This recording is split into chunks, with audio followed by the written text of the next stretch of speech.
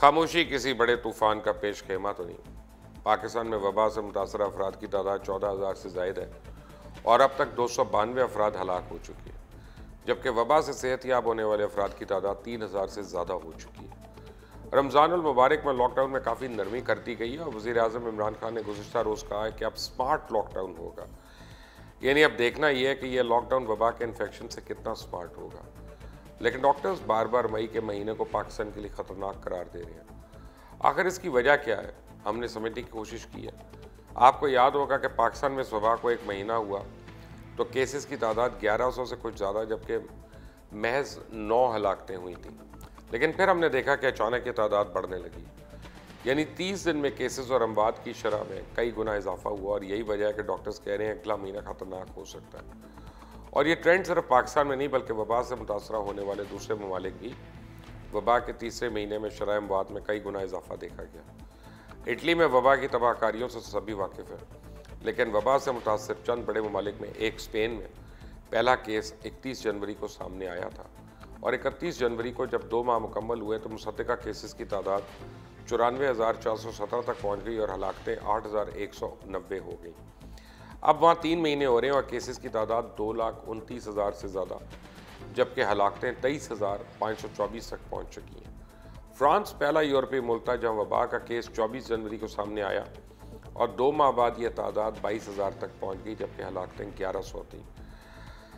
1 माह बाद अब मुसद्दक़ा केसेस की तादाद 1,62,000, जबकि हलाकतें 22,860 है, यानी तादाद तेज़ी से बढ़ रही है। जर्मनी में इस वबा का पहला केस 27 जनवरी को सामने आया और 27 मार्च को, यानी 2 महीने के बाद, यह तादाद 36,508 तक पहुंच गई, जबकि 198 हलाकतें हुई थी। अब वहाँ 3 महीने मुकम्मल हो रहे हैं। वबा के फैलने की रफ्तार में नुमायाँ कमी आ चुकी है, लेकिन मुसद्दक़ा केसेस 1,57,950 से ज़ायद हैं और 5,984 हलाकतें हुई हैं, यानी कि जर्मनी के अंदर 2 महीने के दौरान 198 अफराद हलाक हुए थे और तीसरे महीने 5,984 अफराद हलाक हो चुके हैं। बात करते हैं दुनिया की सुपर पावर अमेरिका की, जहां वबा ने सबसे ज़्यादा तबाही मचा रखी है।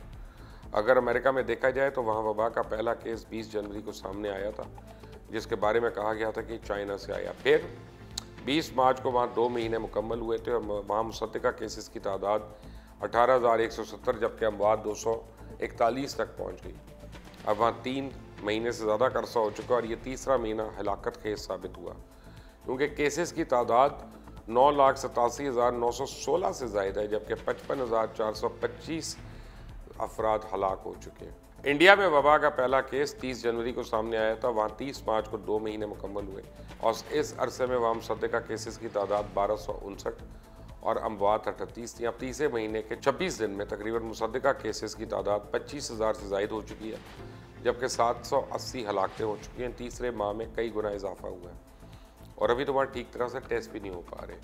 कच्चा है केसेस और हलाकतों की तादाद कई गुना ज़्यादा हो सकती है। ये तो चंद मिसालें हैं और अक्सर ममालिक में सुबह का तीसरा महीना केसेस और अमवात के तादाद के लिहाज से बहुत ख़तरनाक साबित हुआ। पाकिस्तान में भी अब उसी मरहले में दाखिल हो रहा है और यही वजह है कि डॉक्टर्स बार बार कह रहे हैं कि मई का महीना बहुत ख़तरनाक साबित हो सकता है। अब होता क्या है?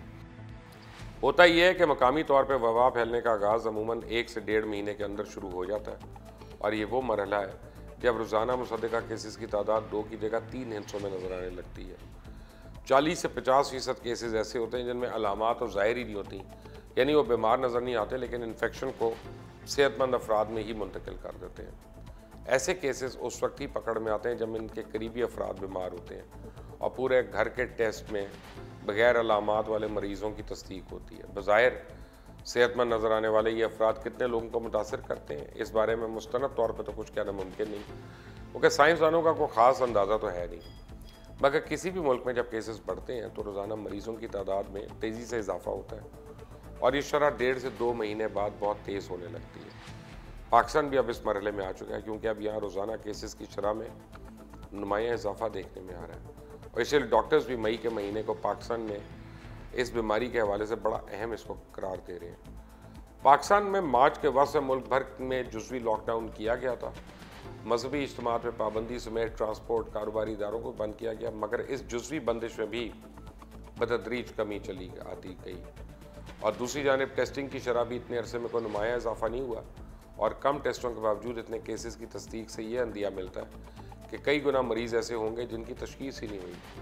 रमज़ान के महीने में समाजी दूरी की कोशिशों को मुतासर करने का भी खदशा है, जिससे भी केसेस में तादाद में इजाफा हो सकता है। आवाम को अपनी एहतियात ही इस वबाई मर्ज से बचा सकती है। अगर हुकूमत और उलमा के दरमियान 20 नुकाती मुआहदा तो हो चुका है, लेकिन अब इस पर अमल दरामद होता हुआ नज़र नहीं आ रहा। पंजाब की 85% मसाजिद में कोई अमल दरामद मुझे तो नज़र नहीं आ रहा। शहरों में लोगों का हजूम एक खुली दावत है इस वबा के लिए। इंतज़ामिया की जानिब से बार बार हदायत के बावजूद शहरी घरों से निकल के बाज़ारों का रुख कर रहे हैं, जबकि इस सिलसिले में दुकानदारों का मौक़िफ़ है कि 1 महीने से कारोबार ना होने की वजह से हमारे घरों में फाकों की नौबत आ गई है। वफाकी हुकूमत हो या सूबाई हुकूमत, हमें कोई रिलीफ नहीं मिल रहा। सोशल डिस्टेंसिंग को फास्ता इख्तियार करने का शऊर सिर्फ शहरों की 25% आबादी में पाया जाता है, बाकी किसी को तो गरज नहीं है। ये एक नई तबकाती तकसीम मुस्तकिल तौर पर नुमायाँ होने वाली है। दिहाड़ीदार वो बेचारे जो रोज़ कमाते हैं और खाते हैं, यकीनन भूख से मरने के बाद वबा का शिकार होने को तरजीह देते हैं। ना वो हिफाजती इक़दाम कर सकते हैं, ना समाजी दूरी का एहतमाम। इन दोनों कामों के लिए मुआशी वसाइल से ज़्यादा शऊर की ज़रूरत है। और अब आगे रमज़ान में ईद की तैयारियां शुरू होंगी, बाज़ारों में हजूम बढ़ेगा। क्या हम इस वबा को काबू कर पाएंगे? अल्लाह ताला इस महीने की बरकत से इस मुल्क को वबा के हाथों महफूज रखे तो रखे, वरना हमारी अवाम कुछ मुआशी मसाइल की बिना पे और कुछ लापरवाही की वजह से हम मज़ीद तबाही की तरफ जा सकते हैं। फिर अगला महीना खतरनाक भी है, यानी खामोशी किसी बड़े तूफ़ान का पेश खेमा हो सकती है। आप देख रहे हैं मुबशर लुकमान यूट्यूब चैनल, इसको सब्सक्राइब करें, बेल आइकॉन को प्रेस करिएगा। अंटिल द नेक्स्ट टाइम, अल्लाह हाफ़िज़।